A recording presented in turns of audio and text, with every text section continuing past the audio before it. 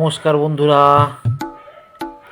দেখো নতুন একটা ভিডিও তোমাদের সামনে তুলে ধরলাম।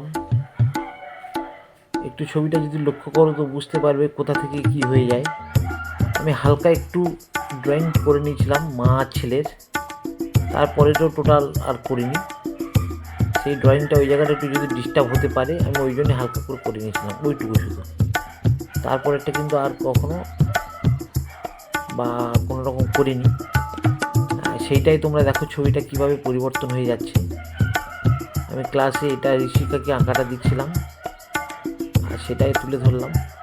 ভিডিওটা ওই করেছে, দেখো কত মজার একটা ছবি তৈরি হয়ে যায়।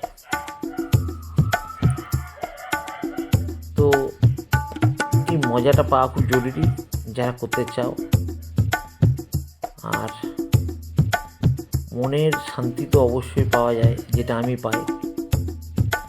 কত ভালো লাগে দেখো, আমার কিন্তু খুব ভালো লাগে। আর তোমরা একটু বলে দিও এই ছবির কমেন্ট কী হতে পারে। আমি হয়তো বন্ধু সবার কমেন্ট দিতে পারি না, একটু দেরি হয়, তবে প্রত্যেকের কমেন্ট দেবো। যারা যারা আমাকে কমেন্টে জানাও প্রত্যেকের আমি রিপ্লাই দেওয়ার চেষ্টা করি বা করব। আর সেই সঙ্গে সঙ্গে দেখো ছবিটা কিভাবে হয়ে যাচ্ছে। ওর মাটা ছেলেটাকে নিয়ে কীভাবে আদর করছে দেখো, কোলের মাঝখানে বসিয়ে নিয়ে আদর করছে।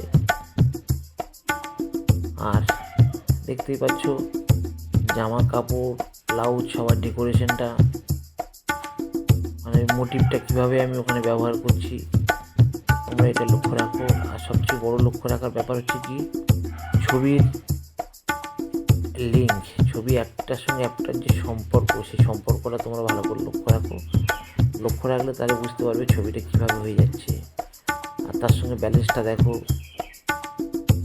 আচ্ছা, এবার দেখো একটা দাদা বলছে কমেন্টে যে ছবিটা কি কিছু বুঝতে পারছি না, তবে কিন্তু খুব ভালো লাগে।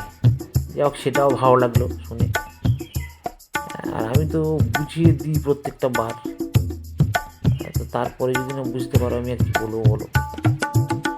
এটাই আমার চিন্তা ভাবনা, সবাই যেভাবে করে আমি না হয় একটু অন্যরকমভাবে করলাম, এটাই তফাৎ। যাই হোক, এটাই আমার ভালো লাগে।